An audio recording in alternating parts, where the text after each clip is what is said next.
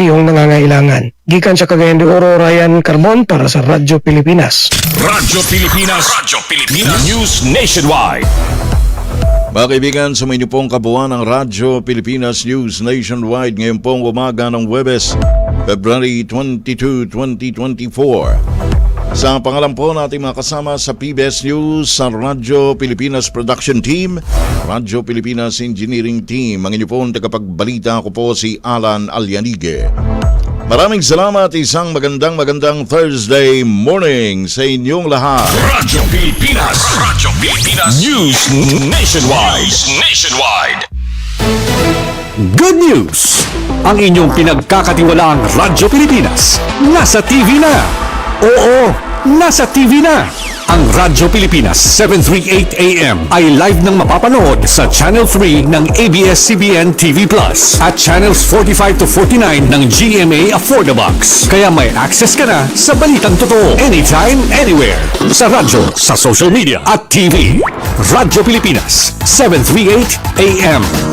Bilang ang tuberculosis ay isa sa mga priority health concerns na nais tugunan ng Pangulo, ibinalita ni DOH Secretary Ted Hermosa na patuloy ang pamahalaan sa mga hakbangin nito para mas mapabuti ang serbisyong pangkalusugan para sa bawat Pilipino. Ang objective namin sa TB, at least walang Pilipinong mamamatay because of TB kasi treatable na siya. Tama si Presidente, labanan ng TB. Hinikayat naman ang kalihim ang lahat ng may sintomas ng TB na magpatingin sa mga pampublikong pagamutan para mabigyan ng gamot hanggang sa sila ay tuluyang gumaling. Para doon sa lahat ng mga may kamag-anak dyan na may TB or may kakilala, gusto namin masigurado na mabigyan sila ng gamot. Libre. Bibigay ng pamahalaan at mabigyan nila access dito sa mga TB.center na nasa iba't ibang pampublikong serbisyo. Pero tatapusin yung treatment. Isa pa yan sa naging problema. Yung mga tao, pag iinom ng gamot, after 1 month kasi wala ka ng simptomas. Pero dapat kumpletuhin mo yung 6 months para talagang complete. Para sa iba pang mga balita at impormasyon, manatiling nakatutok. Tapat sa pag-uulat, Radyo Pilipinas. Bagong Pilipinas para sa bawat Pilipino. Bagong Pilipinas is a master plan for genuine development that benefits of all our people. It is a call for transformation. The transformation of our idea of being a Filipino and the transformation of our economy, of governance, of society. Hindi puro salita, pamahalaan ay magsisilbing halimbawa. Sa bagong Pilipinas, ang pagbabago ay nagsisimula sa pamahalaan. Pagsiservisyo sa publiko, tapat, mapagkakatiwalaan at dekalidad. Huwag nating pahirapan ang taong bayan. Bagkus, suklian ang kanilang tiwala ng magalang na panunungkulan. Sa nagkakaisang gobyerno at mamamayan, malinaw ang payapa at maunlad na bukas. Sa bagong Pilipinas, may pag-asa ang lahat. Ang pag-asa ng bayan ay nasa ating lahat. Isang mensahe mula sa Presidential Broadcast Service at Radyo Pilipinas.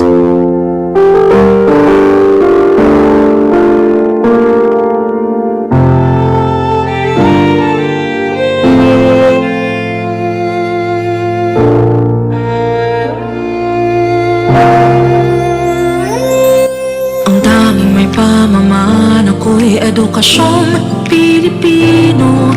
Tinuturong galing at talino para maabot ang pangarap mo. Ang tanging handog ko sa'yo'y edukasyong Pilipino. Diskarteng mula sa puso, mamamangha ang mundo. Matatag na mga guro, matatag sa mga pagsubok, matatag na mga mag-aaral, matatag na talino'y umiiral. Hinaharap ang hirap, walang takot sumugod, humahanap ng solusyon, ipaglaban ang edukasyon. Kabataang Pilipino, Muslim o Kristiyano,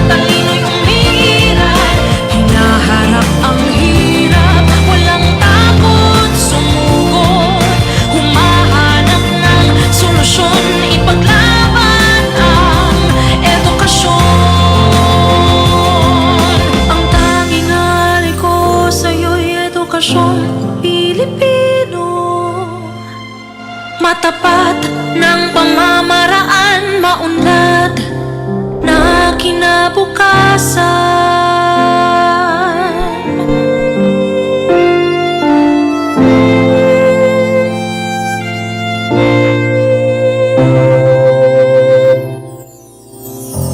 of Education, Bansang Makabata, Batang Makabansa. Serving the Republic of the Philippines for more than 75 years. Ito po ang Presidential Broadcast Service. Pakinggan, panoorin, agaran in real time, o balikan sa pag-scroll up and down. Mga balitang dapat malaman, impormasyong tunay at napakikinabangan. Saan ka man, sa buong kapuluan. Bangon sa bagong sigla. Kababayan, kasama ang social media. Powered broadcaster ng bagong mamamayan. Tapat sa pag-uulat. Ito po ang Presidential Broadcast Service sa Metro Cebu. Radyo Pilipinas, 576 AM. Oras sa DYMR, Radyo Pilipinas, Cebu, alas 8:01 sa buntag. May buntag Cebu, may buntag Central Visayas, sakip na Sab. Ang uban pa nga mga probinsya nga naglangkob niini ang probinsya sa Bohol, probinsya sa Negros Oriental, ingon man ang probinsya sa Siquijor. Sa kamayong buntag usab sa ato mga suking tigpaminaw ni ining istasyon ang DYMR Radyo Pilipinas, Cebu. Among pagpanimbaya diha kaninyo nga hinaot nga namo sa kadasig, kapiskay ug kamaya nining orasa adlaw kita karon nga Huwebes pizza 22 sa buwan sa Pebrero tuig 2024. Welcome na diri sa atong pagpanag-uban. Nining ato ang tulumanon ang Bangon Sugbo. Sa gihapon, ako inyong magkauban kini si Angelie Tajapal. Hangtod kita alas 8:55 ning buntaga aron sa paghatod diha kaninyo sa mga balita. Ingon man sa mga hisgutanan nga ato ang pagatokion diri sa ato ang pagpanag-uban. Kumusta man inyong adlong Huwebes? Ako ang paghinaot nga safe and sound mo sa inyong gikimutangan diha karong mga orasa asa man mga dapit diri sa probinsya ug dakbayan sa Sugbog sa kutob sa mabot sa atong pagsibya karon pinaagi sa 576 kHz sa dial sa inyong mga radyo sa AM band. Ingon man usab sa tanan nga mga nagtan-aw ug naminaw kanato pinaagi sa atong Facebook page ang Radyo Pilipinas Cebu. Kung paghinaot yung tanan nakapamahaw na kay alas 8 na ta sa buntag aron nga kuanta no kining dunatay energy no aron nga makalahutay sa tibok adlaw nato nga mga gimbuluhaton karong adlaw no. Ato sang sayron dakat sa panahon karong adlaw mga kaigsunan unsa ka ato ang lauman no medyo kaganina sayo sa buntag no init na ang ato ang panahon no init na sa gawas nga bahin ato sang sayron no kung kumusta ang kahimtang sa lakat sa panahon unsa ato ang sinati karong adlaw pinaagi sa DOST pag-asa mga kaigsunan pinaagi ni weather specialist Benison Estareja.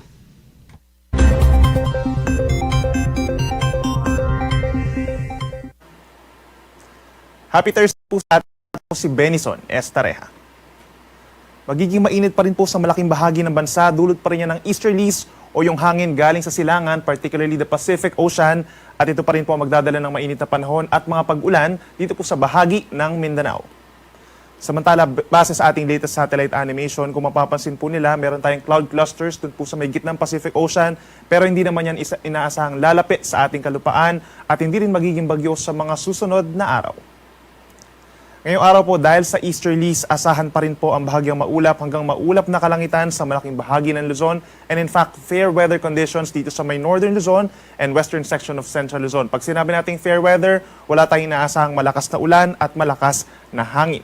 Mababa ang tsansa ng ulan dito sa may norte, habang dito naman po sa may Quezon, Aurora, malaking bahagi pa ng Bicol Region, and Mimaropa is partly cloudy to cloudy skies na sinasamahan lamang ng mga saglit na pag-ulan, dulot din yan ng easterlies.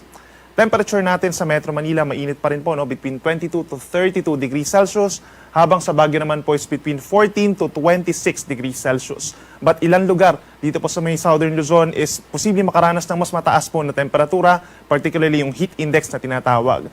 Posibleng makaranas ng higit sa 38 degrees Celsius dito sa may Vera Catanduanes, Masbate City, Calapan, Oriental Mindoro, at even dito sa may Puerto Princesa, Palawan. Samantala sa ating mga kababayan dito sa Visayas and Palawan, partly cloudy to cloudy skies din po And as early as morning, possible yung mga kaulapan dito sa may southern portion ng Visayas, particularly sa may Bohol and southern Leyte. Dulot po yan ng easterlies. Meron din mga isolated rain showers or thunderstorms sa hapon, lalo na po sa may eastern Visayas. At ang temperatura natin is between 25 to 31 degrees Celsius sa malaking bahagi po ng Kabisayaan. But ilang bahagi din, posibleng makaranas ng higit sa 38 degrees Celsius na heat index, particularly ang mga bayan ng Katarman, Catbalogan, Borongan at dito rin po sa may Tacloban and Iloilo City. Sa ating mga kababayan naman sa Mindanao, uulanin pa rin po ang eastern sections, particularly ang Caraga and Davao Region. Yung mga pag-ulan natin, light to moderate rains, makulimlim sa halos buong araw, kaya mag-ingat po sa mga posibleng pagbaha at pagguho ng lupa. Partly cloudy to cloudy skies naman po ang iiral sa natitirang bahagi ng Mindanao, pero as early as tanghali hanggang sa gabi na po yan, meron din mga pag-ulan dito sa may northern Mindanao at bahagi pa ng Lanao del Sur, Cotabato at Maguindanao provinces dahil din po yan sa easterlies. Yung temperatura natin sa may southern portion ng Mindanao, pinakamaiinit hanggang 33 degrees Celsius yung actual temperature, pero posible rin makaranas ng higit 38 degrees Celsius na heat indices ang Cotabato City and Zamboanga City. Sa ngayon po, dahil wala naman tayong amihan, ay moderate to rough seas naman po tayo dito sa may extreme northern Luzon, habang katamtaman ng mga pag-alon hanggang 2.5 metro dun sa mga lugar facing the Pacific Ocean.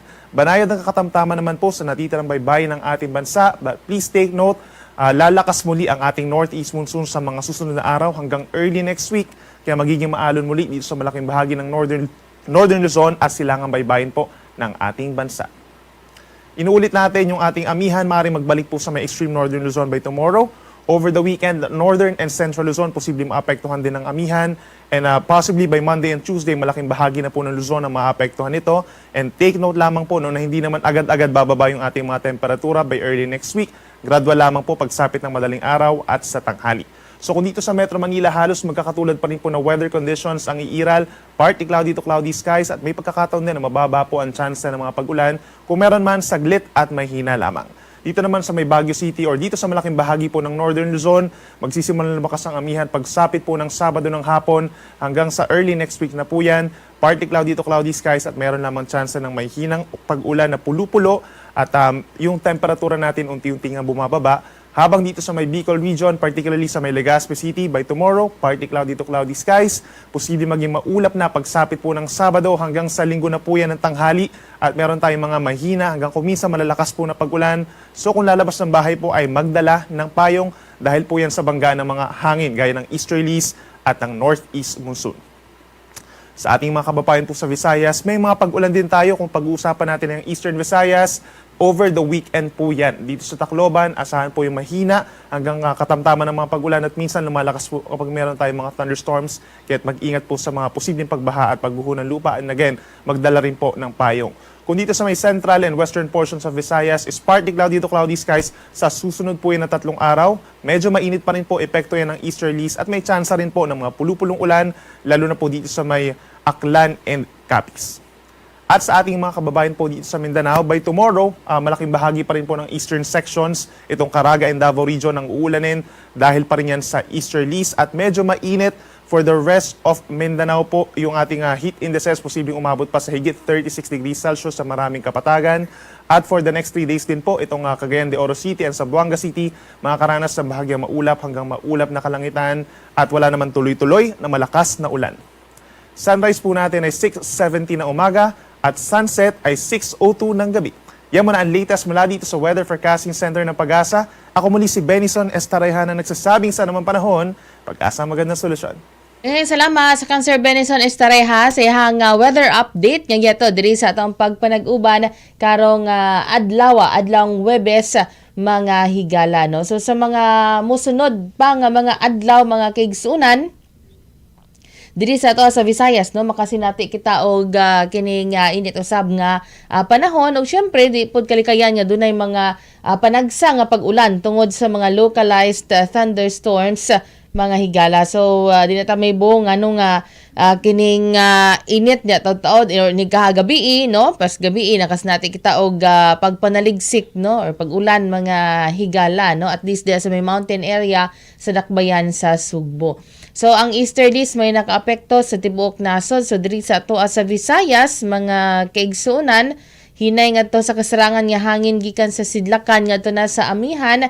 Amihan ang sidlakan amo pasulabi sa tibuok bahin sa Visayas, no, lakip na kita diri sa Central Visayas mga higala, no. So doon natin mga masinati nga mga pag-ulan tungod sa easterlies and localized thunderstorm, no. So mao kani ang kahimtang sa panahon nato diri hangtod sa kining mosunod pa, no, nga tulo ka adlaw. Padayon ta sa pagmonitor mga higala sa Facebook page sa DOST Pag-asa or sa Pag-asa Visayas Regional Services Division kay naa diha mga kaigsuonan, no, ang kining ato ang mga weather update kay ngayon natong masayran mga kahigalaan.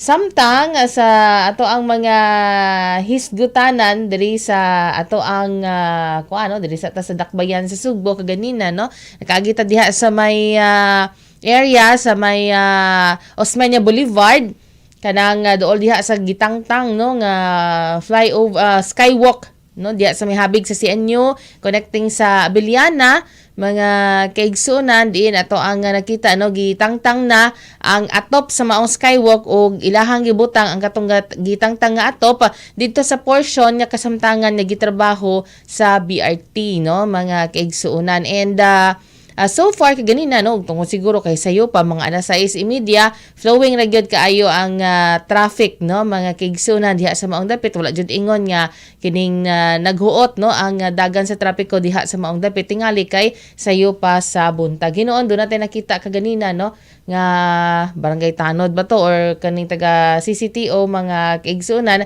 nga maoy nagfacilitate usab, no, sa mga mulabang diha nga mga kaigsunan nato, no, kini mga pedestrians nga mulabang diha sa maong dapit, no. Dunay traffic advisory ang Cebu City Transportation Office. Dunay traffic incident diha sa may Vistil Street do sa SM Cube, no, nag-involve kini og usa ka multi-cab and sedan.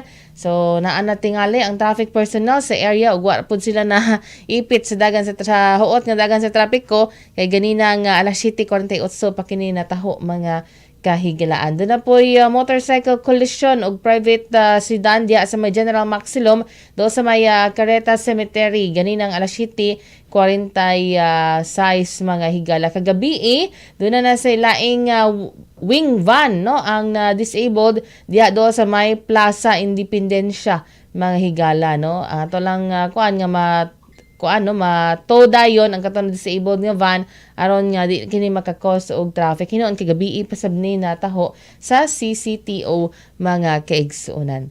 Oras na to alas 8:12 sa buntag. Ato sa ipalabang unang hugna sa ato ang mga pahinumdom.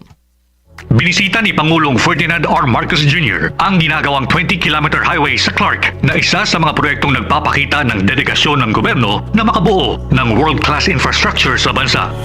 This Clark International Airport to New Clark City Access Road, or ANAR, is a key component in boosting the Clark metropolis as an investment and tourism destination. It is a part of a larger package of Build Better More activities. It aims to enlarge Clark's profile in the global investment map. Once operational, it will reduce travel time between the Clark International Airport and New Clark City from 1 hour to 20 minutes. It will also save commuters money as ANAR is toll-free. Binigyang pagkilala rin ng Pangulo ang Bases Conversion and Development Authority para sa proyektong ito at para na rin sa kanilang kabuuang ambag na 59.71 billion pesos para sa mga equipment, weaponry, vehicles, vessels at iba pang istrukturang nagagamit ng ating armed forces. Your contribution to Bagong Pilipinas goes beyond your physical inventory of projects delivered, planned, and being built. The BCDA's contribution to the Bagong Pilipinas would also include a culture of excellence, of innovation, of foresight, and of industry. Para sa iba pang mga balita at impormasyon, manatiling nakatutok, tapat sa pag-uulat, Radyo Pilipinas. Bilang ang tuberculosis ay isa sa mga priority health concerns na nais tugunan ng Pangulo, ibinalita ni DOH Secretary Ted Hermosa na patuloy ang pamahalaan sa mga hakbangin nito para mas mapabuti ang serbisyong pangkalusugan para sa bawat Pilipino. Ang objective namin sa TB, at least walang Pilipinong mamamatay because of TB kasi treatable na siya. Tama si Presidente, labanan ng TB.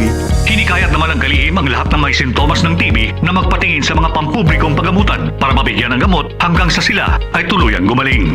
Para doon sa lahat ng mga may kamag-anak dyan na may TB or may kakilala, gusto namin masigurado na mabigyan sila ng gamot. Libre. Bibigay ng pamahalaan at mabigyan nilang access dito sa mga TB.center na nasa iba't ibang pampublikong serbisyo. Pero tatapusin yung treatment. Isa pa yan sa naging problema. Yung mga tao, pag iinom ng gamot, after 1 month kasi wala ka ng simptomas. Pero dapat kompletuhin mo yung 6 months para talaga complete. Para sa iba pang mga balita at impormasyon, manatiling nakatutok. Tapat sa pag-uulat, Radyo Pilipinas. Naay mga pagtuon nga napakita nga mas daghan mga babay kung ikumpara sa mga lalaki nga dili mahatagan og atensyon sa natad sa siyensya ug matematika. Sa usa ka gatos nga mamahimong CEO o kinatas ang opisyal sa usa ka dakong kompanya, duha ngadto sa tulo ra kanila ang babay. Mauna ang diskriminasyon batok sa kababayen-an. Undangon ang diskriminasyon. Usa ka pahinumdom gikan sa DYMR Radyo Pilipinas. Dengue na mula sa kagat ng lamok ay ating maiiwasan kung 4S ay ating sasagawa at pakikinggan. Search and destroy. I-destroy natin yung mga maaring pamahayan ng lamok sa pamamagitan ng pagtaob sa mga kagamitang maaring pag-ipunan ng tubig at pag-intlugan ng lamok.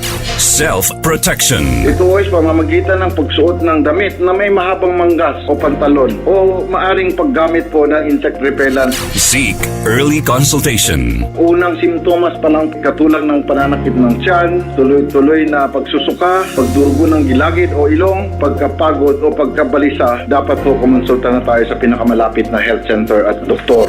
Support fogging and spraying. Sa mga lugar lamang na may pagtaas ng kaso ng dengue. Tayo ang simula. Ugaliing maging malinis sa katawan at malinis sa kapaligiran. Siguradong hindi lamang dengue fever ang maiiwasan. Isang paalala mula sa Radyo Pilipinas. Ipinagmalaki ni Pangulong Ferdinand R. Marcos Jr. na ang bagong proyektong tinatawag na Philippine Domestic Submarine Cable Network o PDSCN ang pinakamahaba at may pinakamataas na domestic submarine fiber cable network capacity sa bansa na nag-uugnay sa 21 probinsya mula sa Luzon, Visayas at Mindanao. We now find a long-term solution that delivers high connectivity and high-speed internet for our people and facilitates the realization of the bagong Pilipinas that we envision for our country. Dagdag pa ng Pangulo na mas mapapabuti na rin ang paghahatid ng serbisyo para sa mga Pilipino saan man sila sa bansa naroon. We will also be able to provide faster internet, more efficient digital services to Filipinos located in both urban and rural areas of the country. More importantly, this will help facilitate our efforts to digitalize public data and government services to cater to the needs of our people efficiently. Para sa iba pang mga balita at impormasyon, manatiling nakatutok. Tapat sa pag-uulat, Radyo Pilipinas. Bangon Sugbo, Kauban si Angelie Tajapal sa Radyo Pilipinas, Cebu. Pagtadiri sa atong pagpanangguban, oras na to alas 8:18 sa buntag mga kaigalaan. Kagahapong adlaw regular session sa Cebu City Council din ilahang gi-tackle ang mga nagadaiyang agenda no.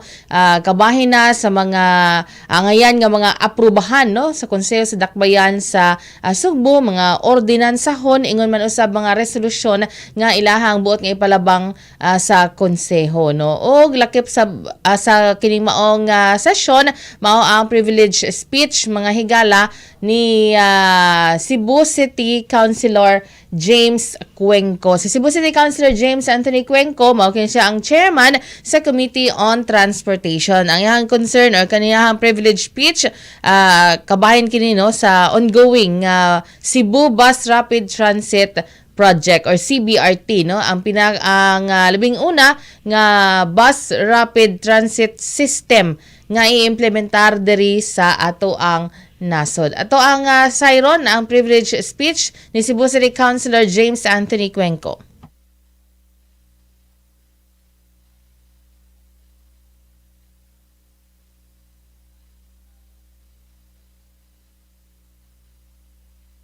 to the distinguished presiding officer, our very good friend, Vice Mayor Dondon, members of the council, the secretariat, attendees in the gallery, respected members of the media, and those tuning in through our live broadcast, I extend a warm afternoon greeting.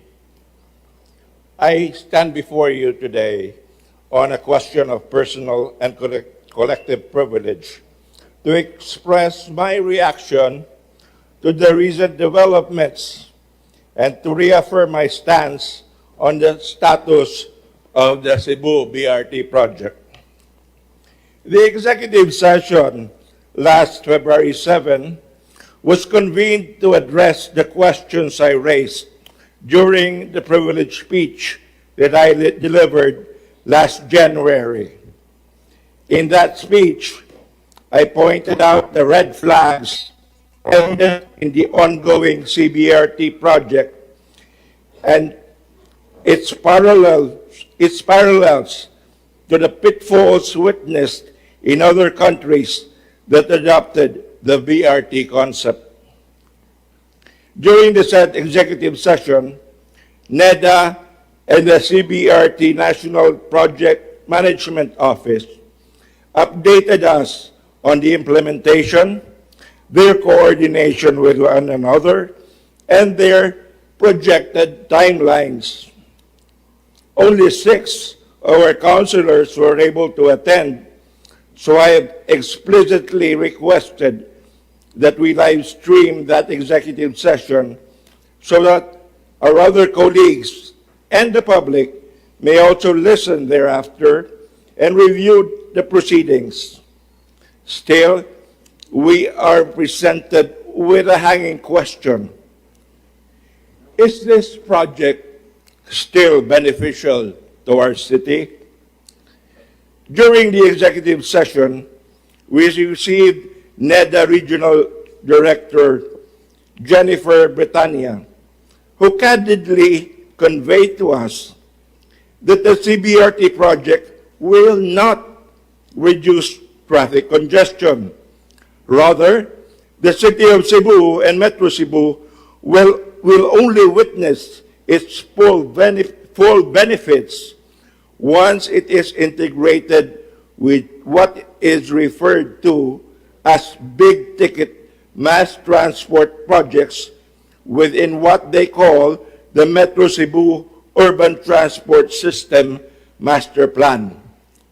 The NEDA Board asserts that the economic viability of these projects will only be realized once it is fully integrated. While I do not question the actions and wisdom of the NEDA Board in approving all modifications of the CBRT project, I firmly believe that the City of Cebu should have been furnished with copies of all documentary exhibits pertaining to each and every modification of the CBRT project, specifically the feasibility studies that justify the increase of budget from 16 billion to almost 29 billion.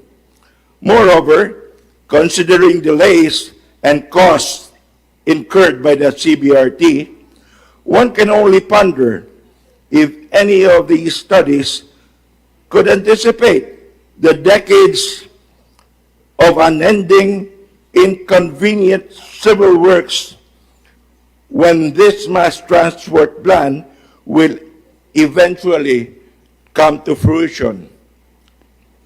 In the latest update from the CBRT Project Management Office, the anticipated completion date for partial operation of Package 1 is set for July 2024. As we are now little over 4 months away from this date, there is a sense of concern and curiosity. What tangible developments can we point to at this juncture? Regrettably, the DOTR has not shared any information regarding their engagement with contractors for the operation and management of the CBRT. Hapit na good ang operation karon ng July ko no. Pero wa pa klaro ang operation and maintenance. So why is this so? After a thorough research work by my staff, no thanks to the DOTR, we came across a letter from the Public-Private Partnership Center dated December 27, 2023, as shown on the screen. The subject is an invitation for negotiated procurement for project preparation and transaction advisory services for the operations and maintenance of the CBRT project. If you will notice, the addressee is Mr. Pravanant, a partner of the Deloitte Touch Tomatsu India LLP. Does this sound familiar? When I researched where this office is located, it is but on 5 kilometers from the Indira Gandhi Airport in India, which is located in Delhi, the city of Delhi. Now, sounds familiar? Did I not present before in my privileged speech the pitfalls of the Delhi BRT project, which only lasted a little over a year, and then it folded up. It turned out to be a failure. Now, in their terms of reference, you see, this was supposed to be bidded out, awarded because there is a negotiated contract. Only last January 5, 2024, this year. You'll notice in the description, the scope, the BRT was conceptualized to address the perennial problem of traffic congestion and the need for a reliable, affordable, and safe mass public transportation in Cebu City. Now, Engineer Paul Villarete, when he was last interviewed, said the BRT is separate, is not a traffic solution. Said it is a mass transport system that will benefit those who have no cars, the poor, and the marginalized. But here, the purpose is to address the traffic congestion. The project is part of the Metro Cebu Intermodal and Integrated Transport System. Meaning, dapat na atong ubang mga components, na atong monorail, na atong Cebu Expressway. Akong gingon gani sa NEDA during that executive session, sana giuna-una itong mga pag-abli sa mga kadalanan para bagong mga dalan, para mag-decongest una ang atong syudad before sugdan ang BRT. Kaya ang resulta ni karon, papagani mawiden atong mga roads, huot na gani atong traffic, napay construction, civil works sa BRT. And kiniha consultancy ni. Sa to pa, ila palang sugdan pag-determine because DOTR recognizes the complexity of managing the project as they and the concerned LGU, which means Cebu City, lack experience and expertise thereon. Siyempre, natural. This is a pioneering project. This is a first time in our country that we will have a BRT system. So, wa pa'y suhito, ani? So, wido-wido sa tatanan.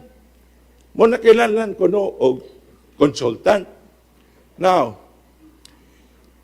gidungag pa, the draft policy paper discussed DOTR's plan of creating a public transport authority, which will institutionalize through legislation. Sa ito pa kailangan ipasar pa sa Kongreso.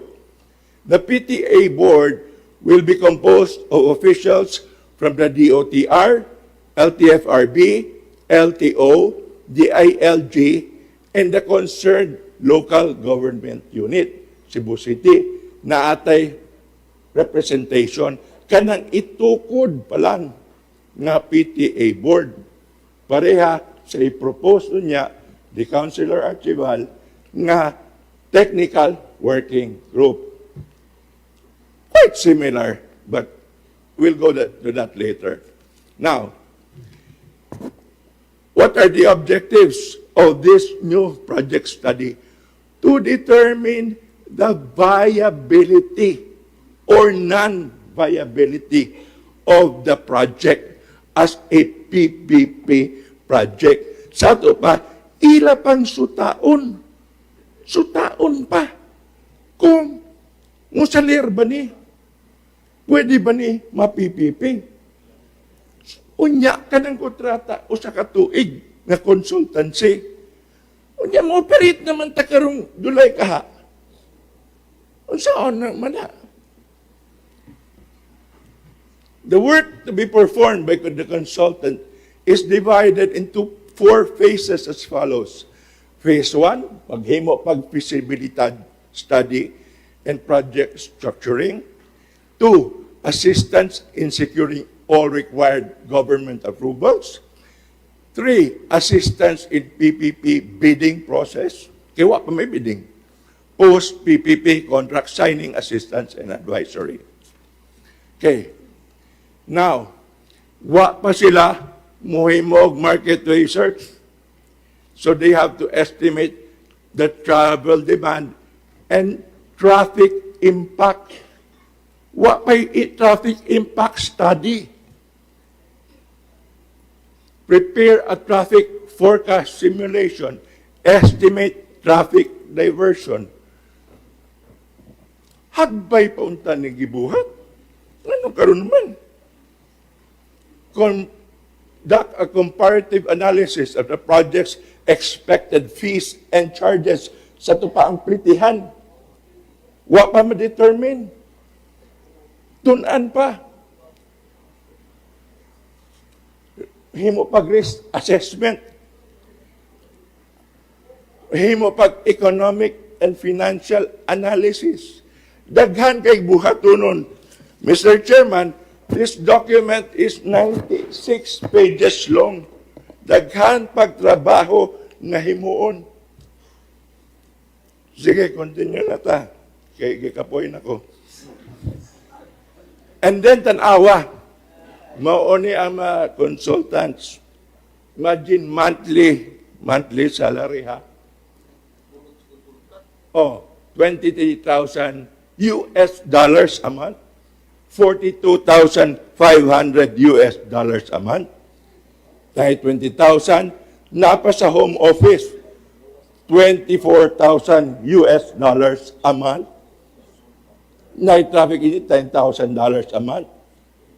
Napay non-key experts, 42,500. Sa national, na 13,000.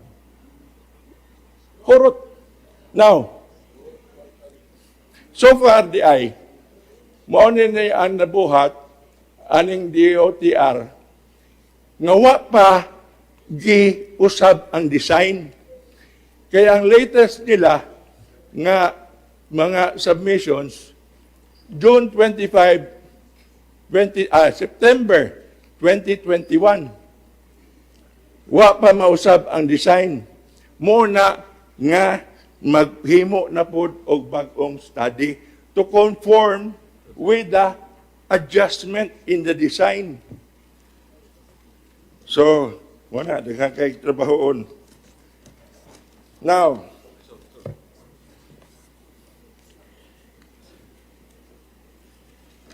on our part, diri sa siyudad, doon na pa kayo doon in fact, just days ago, February 17 to be exact, on the DOTR webpage, doon na sila procurement of Cebu Rapid Transit Technical Support Consultant na po. Number 3. But, di-cancel. Nga naman, because ingon ang World Bank, this is in view of the very limited number of active shortlisted firms which, according to the World Bank, will be posing a high risk of non-competitive and low value for money procurement. So, dili musalir. So, kinina lang usa, kaning ilang kuha karon mo na ang ilang gamiton. Now, in these delays that make me skeptical that this July deadline is to be believed, it's almost March and we expected more progress by now, like having an operator. Ang mga vehicles, wa pa may determine unsay size sa mga buses and maintenance units. Sadly, all we see are the construction work of Package 1 in the stretch from the South Bus Terminal to the Capitol. And yet, much more delays were discovered as we continue to probe the CBRT project. In the executive session, the CBRT projected that the entire lot acquisition and resettlement plans for all packages will be completed on or before second quarter of 2025. However, last week lang, in the regular meeting held by the Lot Acquisition Committee, there is a Cebu City, on February 15, it was revealed that the right-of-way and site acquisition accomplishment for packages 2 and 3 are way behind schedule. To recall, the road right-of-way and site acquisition commenced in 2021. 2021 pa, ilang gisugdan. After more than 3 years, as of February 2024, we are still in the stage nga offer to buy pa lang. Stating the obvious, these offers will certainly be rejected by the lot owners as the city plans, kita gani, nagplano man ta, nga i-revise ang atong ganing real property code. So, evidently, kanang mga lugara, musaka yun ang presyo, ana. So, kanang mga apektado nga mga owner sa yuta, karon di pa na sila musugot, ngibaligya. Kaya maghuwat sila. Kano sa mga nato aprobahan?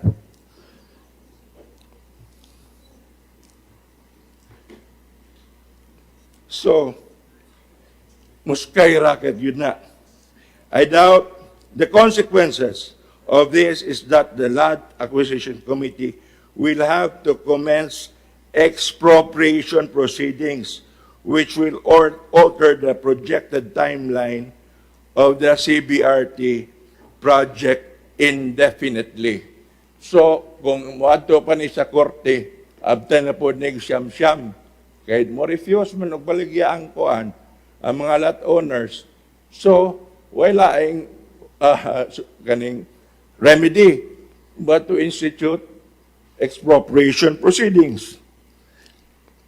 Mga mga kaigsuunan, no? Taas-taas pa ng privilege speech ni Cebu City Councilor James Cuenco, ang chairman sa Committee on Transportation sa Cebu City Council, no? Ang iyahang privilege speech, mga higala, kabahin kini sa mga delays and sa mga questionable, no? Nga bahin sa proyekto sa Cebu Bus Rapid Transit kung CBRT mga kaigsuunan, no. Matod pa ni Councilor Cuenco nga perting langaya, no, ang kining paghuman sa maong proyekto, no. And doon na to siya yung mga na discover mga higala kabahin na sa kining mga consultant, no. Ayang giingon nga ang kinesgutang project, no, kuan ni siya mga kaigsuunan. Yes, tinuod ka na, no, nga this is a pioneering project, no.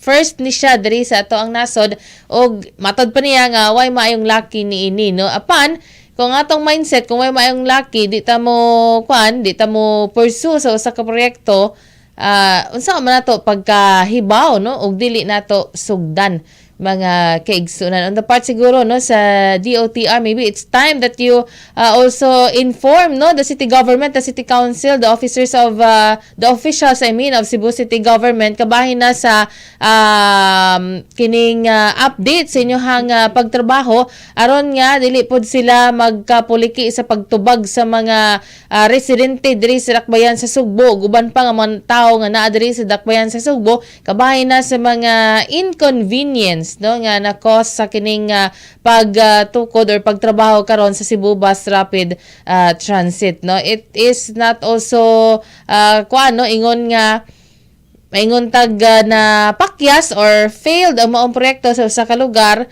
ato pong i-foresee nga ma-fail pud siya, no, diri sa ato mga kaigsuonan, no. So I think the city government ug ang DOTR tingali, no, since nga they are just kaning samar sab sila nga mga opisina sa gobyerno, ang ayan siguro nga kuan sila, no, kining work hand in hand, no, kabahin na sa kining isgutang proyekto kay matud pa nga alang man kini sa kaayuhan sa katawhan mga higala. Oras sa 42 sa buntag ato sa ipalabang laing hugna sa atong mga pahinumdom sa atong pagbalik atong sayon mga balita nga naipos sa atong mga kaubanan diri sa DYMR Radyo Pilipinas Cebu. Binisita ni Pangulong Ferdinand R. Marcos Jr. ang ginagawang 20-kilometer highway sa Clark na isa sa mga proyektong nagpapakita ng dedikasyon ng gobyerno na makabuo ng world-class infrastructure sa bansa. This Clark International Airport to New Clark City Access Road, or ANR, is a key component in boosting the Clark metropolis as an investment and tourism destination. It is a part of a larger package of Build Better More activities. It aims to enlarge Clark's profile in the global investment map. Once operational, it will reduce travel time between the Clark International Airport and New Clark City from 1 hour to 20 minutes. It will also save commuters money as ANR is toll-free. Binigyang pagkilala rin ng Pangulo ang Bases Conversion and Development Authority para sa proyektong ito at para na rin sa kanilang kabuuang ambag na 59.71 billion pesos para sa mga equipment, weaponry, vehicles, vessels at iba pang istrukturang nagagamit ng ating armed forces. Your contribution to Bagong Pilipinas goes beyond your physical inventory of projects delivered, planned, and being built. The BCDA's contribution to the Bagong Pilipinas would also include a culture of excellence, of innovation, of foresight, and of industry. Para sa iba pang mga balita at impormasyon, manatiling nakatutok, tapat sa pag-uulat, Radyo Pilipinas. Stop and Spot. Paano tayo makasisigurong legit ang impormasyong nababasa natin sa social media? Spot the source. Hindi porke nag-viral, totoo. Kaya laging i-fact check ang impormasyong nakuha at tukuyin kung credible ba ang sources ng mga ito. Spot the purpose. Hindi lahat ng nakapost ay may mabuting hangarin. Ang iba ay may intensyong makapanira lamang. Kung sa inyong palagay ay hindi nakatutulong para sa mas nakararami ang impormasyon, huwag na itong i-share para hindi na magdulot pa ng gulo o pagkalito. Spot the ownership. Legit o edit? I-double check kung totoong nanggaling sa mga legit news providers ang impormasyon dahil baka edited lamang ito ng kung sino para magpakalat ng fake news. I-check muna ang kanilang mga official social media platforms para makasiguro. Spot the time. Updated ka nga ba? O baka outdated na yung balitang na-share mo? Siguraduhin na tingnan mabuti rin ang month, day at year ng impormasyong inyong binabasa upang hindi maging sharer ng mga lumang balita. Let's be part of the solution. We can be warriors against disinformation and misinformation. Maging mapanuri sa lahat ng oras. A message from Presidential Communications Office, Department of Education, Commission on Higher Education, DILG, DSWD, Presidential Broadcast Service at Radyo Pilipinas. Bilang ang tuberculosis ay isa sa mga priority health concerns na nais tugunan ng Pangulo, ibinalita ni DOH Secretary Ted Hermosa na patuloy ang pamahalaan sa mga hakbangin nito para mas mapabuti ang serbisyong pangkalusugan para sa bawat Pilipino. Ang objective namin sa TB, at least walang Pilipinong mamamatay because of TB kasi treatable na siya. Tama si Presidente, labanan ng TB. Hinikayat naman ng kalihim ang lahat ng may sintomas ng TB na magpatingin sa mga pampublikong pagamutan para mabigyan ng gamot hanggang sa sila ay tuluyang gumaling. Para doon sa lahat ng mga may kamag-anak dyan na may TB or may kakilala, gusto namin masigurado na mabigyan sila ng gamot. Libre. Bibigay ng pamahalaan at mabigyan nilang access dito sa mga TB.center na nasa iba't ibang pampublikong serbisyo. Pero tatapusin yung treatment. Isa pa yan sa naging problema. Yung mga tao, pag iinom ng gamot, after 1 month kasi wala ka ng simptomas. Pero dapat kumpletuhin mo yung 6 months para talagang complete. Para sa iba pang mga balita at impormasyon, manatiling nakatutok. Tapat sa pag-uulat, Radyo Pilipinas. Ipinagmalaki ni Pangulong Ferdinand R. Marcos Jr. na ang bagong proyektong tinatawag na Philippine Domestic Submarine Cable Network o PDSCN ang pinakamahaba at may pinakamataas na domestic submarine fiber cable network capacity sa bansa na nag-uugnay sa 21 probinsya mula sa Luzon, Visayas at Mindanao.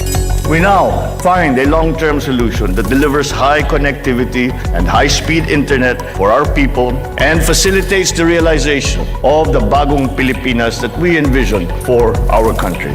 Dagdag pa ng Pangulo na mas mapapabuti na rin ang paghahatid ng serbisyo para sa mga Pilipino saan man sila sa bansa na roon. We will also be able to provide faster internet, more efficient digital services to Filipinos located in both urban and rural areas of the country. More importantly, this will help facilitate our efforts to digitalize public data and government services to cater to the needs of our people efficiently.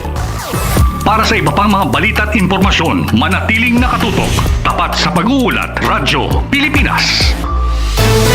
Bangon Sugbo, Kauban si Angelie Tajapal sa Radyo Pilipinas, Cebu. Balik na diri sa atong pagpanag-uban, oras na ito, alas 8:47 sa buntag, disem ato ng Siron, mga balita ang nahipo sa atong mga kaubanan, diri sa DYMR Radyo Pilipinas, Cebu. Naunusa na to no, sa pagpaminaw, balita, gikan ni Jessa Agua Ilanan, din matud pa niya 7 ni Butyag nga bugtong Kalango Dam sa Negros Oriental ang anaa sa spilling level. Atong Siron detalye sa maong report. Radyo Pilipinas, report. Jessa, may buntag.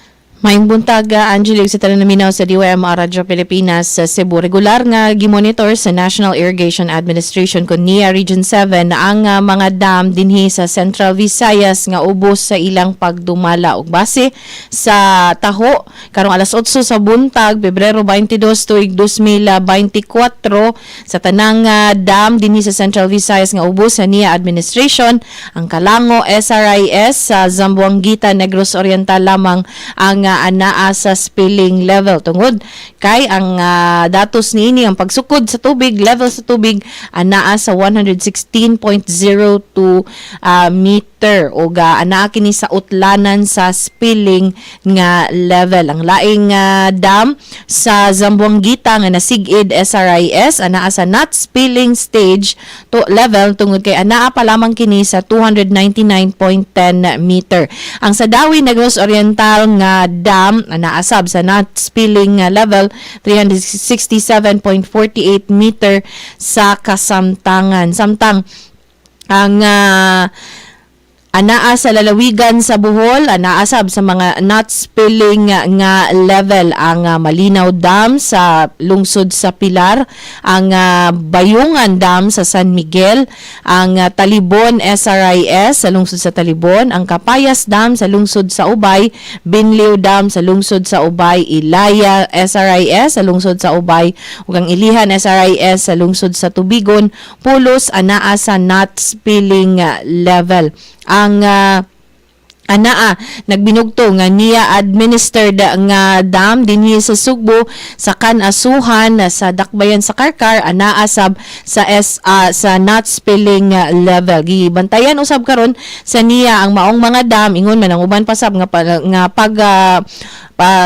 tinubdan sa patubig dinhi sa rehiyon tungod usab sa nasinati nga El Nino phenomenon hinuon, wa pa man ni sa alarming ug critical nga level ang tubig nga anaa sa dam nga nitabang sa mga mag-uuma sa maong mga dapit. Kini si Jess sa Agua Ilanan para sa Radyo Pilipinas. Radyo Pilipinas. Radyo Pilipinas. Report. Hanggang salamat sa kanya sa Agua Ilanan siyang balitang hihatod diri sa toong pagpanag-uban samtang laing hugna sa Suroy-Suroy Sugbo sa isla sa Camote sa pahigayon karong buwan sa Mayo. Detalye gikan ni Carmel Matos Pedroza. Radyo Pilipinas. Radyo Pilipinas. Report. May buntag Angelie ug sa tanan naminaw sa DYMR Radyo Pilipinas sa Cebu, gitagaan na sa lokal gamhanan sa lalawigan sa Sugbo og assistance financial subsidies, in particular ang mga lungsod sa Pilar, Poro, San Francisco ug ingon man ang sa Tudela, isip ilang gamiton sa preparasyon alang sa umaabot nga Suroy-Suroy Sugbo Enchanting Camotes nga ipahigayon karong umaabot Mayo 11 ngadto sa 12. Gianunsyo ni Cebu Governor Gwendolyn Garcia ang maong assistance sa iya usab pagpatawag og coordination meeting tali sa mga stakeholders, tourism stakeholders sa Camotes, lakip na ang kining mga tourism officers, resort owners ug ingon man ang mga mayor kagahapong adlaw isip kabahin siyang duha ka adlaw nga pagbisita sa isla. Samtang iyahang gi daig ang matud pa kining mga gipangandam sa lakalabayng tuig sa upat ka mga lungsod, apan matud pa niya iya silang gihagit nga i-level up pa ang ilaha usab nga preparasyon ug ingon man ang ilahang mga presentasyon alang usab sa umaabot nga Suroy-Suroy Sugbo Enchanting Camotes. Matud pa gipaabot nila nga nasa 700 unya ka mga guest ang mo kining mo salmot sa maong Suroy-Suroy Enchanting Camotes o ang duha ka itinerary showcase ni ini ani kalain-lain usab nga mga kining dapit dinha sa maong isla. Maguna kini dito sa lungsod sa isla sa Pilar, diin ang mga partisipante motabok usab sa dito sa lungsod sa San Francisco alang sa overnight stay. Magpadayon ang ikaduhang adlaw sa Suroy-Suroy Sugbo adto sa Tudela o kini tapuson usab sa lungsod sa Poro. Kini si Carmel Matos Pedro sa Radyo Pilipinas. Radyo Pilipinas. Radyo Pilipinas. Report. Ngayon, salamat sa kang Carmel Matos Pedrosa sa iyang balita ang hihatod diri sa atong pagpanag-uban og piso caravan sa Bangko Sentral ng Pilipinas ipahigayon karong buntag sa lungsod sa Bantayan. Detalye gikan ni Sheila Gravines. Radyo Pilipinas. Radyo Pilipinas. Report.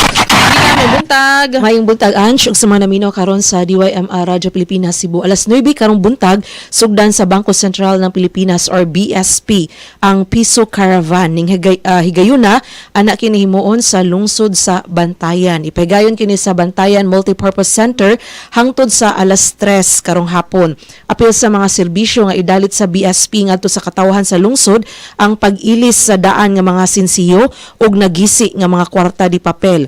Learning sessions usab sa mga hisgutanan sa Know Your Money, digital payments ug cyber hygiene practices alang sa online financial transactions ug mga mekanismo sa pagpanalipod sa mga konsumidor. Paagi kini sa BSP nga ipaduol ang mga serbisyo niini ngadto sa katawhan ug mapasabot kini sa mga hisgutanan kalabot sa panalapi. Giawhag sa BSP ug lokal nga kagamhanan sa lungsod ang katawhan apil na ang mga bay patigayon ug mga trabahante sa munisipyo nga mutambong aron dunay sila'y makatunan gikan sa BSP. Kini si Sheila Gravines alang sa Radyo Pilipinas. Radyo Pilipinas. Radyo Pilipinas. Report. Daghang salamat sa kang Miss Sheila Gravines, ingon man ni Miss Jessa o ni Miss Carmel sa mga balitang ilang gihatod diri sa ato ang pagpanag-uban. No? Ug mga kadto mga higala nagtapos sa atong pagpanag-uban ning adlawng Huwebes sa atong tulumanon ang Bangon Sugbo. Hangtod na lamang ugma pohon sa susamang takna ug istasyon kini na lamang yung ubos nga lagad sa kahanginan. Kini si Angelie Tajapal, magabilin kaninyo usa ka maayong buntag. Stop and Spot. Paano tayo makasisigurong legit ang impormasyon